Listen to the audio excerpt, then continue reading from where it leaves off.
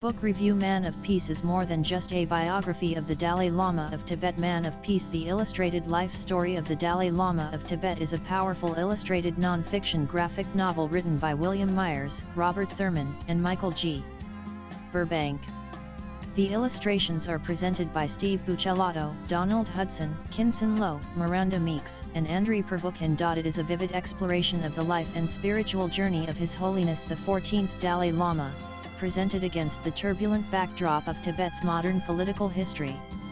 Spanning over a century from the British invasion of Tibet in 1904 to recent global activism, this book inculcates geopolitics, history, spirituality, and human rights into a visually compelling narrative. Divided into 10 parts, the book documents the Dalai Lama's journey from his birth to his recognition as a global symbol of peace, compassion, and resistance.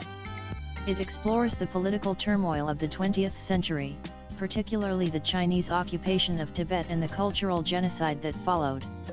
The book confronts difficult realities head-on. It portrays the brutalities of the Chinese invasion, the 1959 Tibetan uprising, and the massive loss of Tibetan lives, while simultaneously showcasing the resilience and compassion of His Holiness. The first part sets the geopolitical stage, highlighting Tibet's geographic significance and the interplay between powers such as British India, China, Russia, and Mongolia.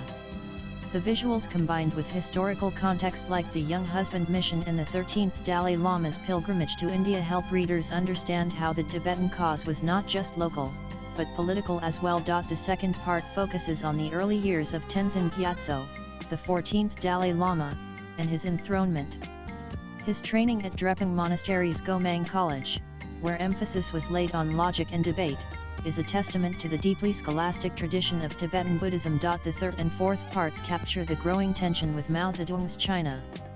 While the Dalai Lama initially tried diplomacy, attending the National Assembly in Beijing and meeting Mao, the atrocities in Amdo and Kem revealed China's true intentions. The supposed peace guaranteed in the 1951 17-point agreement was betrayed.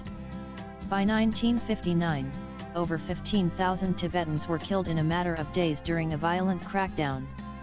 The book provides statistics, maps, and real quotes that reflect emotions arising out of painful historical events. The fifth part shifts to India, where a 23-year-old Dalai Lama finds refuge after fleeing Tibet. His dialogue with Prime Minister Nehru and the UN's 1959 resolution on Tibet marked the beginning of Tibet's internationalization. While India's support remained mostly humanitarian, the global recognition of the Tibetan cause was a turning point. In the sixth and seventh parts, the book traces the 1960s and 1970s. The Dalai Lama is shown engaging with world leaders, including Indira Gandhi, while atrocities in Tibet continued. The narration is explained in the backdrop of global events, which includes Cold War dynamics, China-US rapprochement, and Vietnam, which shaped the Dalai Lama's path. Simultaneously, he began spreading his spiritual teachings, notably the Kalachakra teachings, making Tibetan Buddhism accessible to Western audiences. The eighth part presents the Dalai Lama's 1987 five-point peace plan in his address at the European Parliament in Strasbourg. This section is rich with political nuance, from the Tiananmen Square massacre to his receipt of the 1989 Nobel Peace Prize. The Dalai Lama emerges not just as a spiritual leader, but as a statesman advocating for peaceful solutions rooted in compassion. The ninth and 10th parts cover his increasing global recognition and the challenges he continues to face. From the Lhasa riots to widespread self-immolations in Tibet to countries hesitating to welcome His Holiness under Chinese pressure, the struggle for Tibetan autonomy remains unresolved.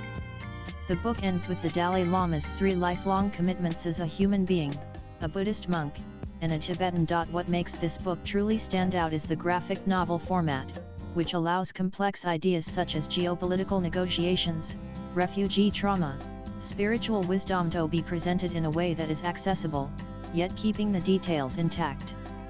Readers unfamiliar with the China-Tibet issue will benefit from the concise timelines, maps, and infographics embedded within the book. However, there are some limitations.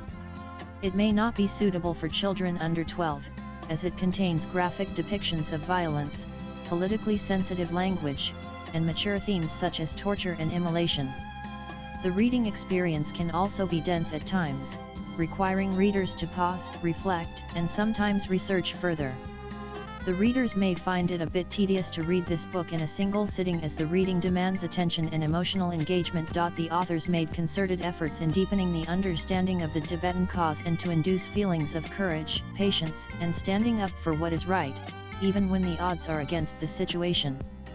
His Holiness the 14th Dalai Lama's character, which embodies resilience, gentleness, and pragmatism, is beautifully portrayed.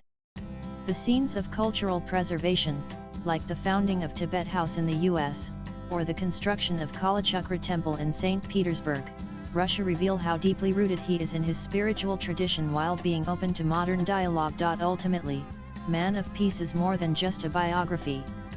It is a dialogue on identity crisis, loss, resistance, and hope. For students of international relations, it offers insight into realpolitik, diplomacy, and moral leadership. For readers seeking the spiritual aspect, it presents a lived example of nonviolence and inner strength. And for everyone else, it's a reminder that one person's life can transcend beyond their territory. Swipe left for next video. This book will be enticing for anyone interested in world history, peace movements, and spiritual resilience.